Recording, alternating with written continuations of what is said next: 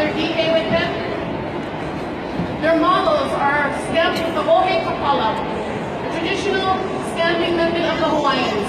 Each kame printed their own model to represent something in their life important to them.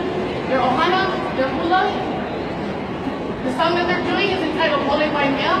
Speaks of King Kamehameha's warriors that were named after the Kiku'uku'u wind. This melody speaks of when they go up into the mountains and cut down the trees to try to make these ihe.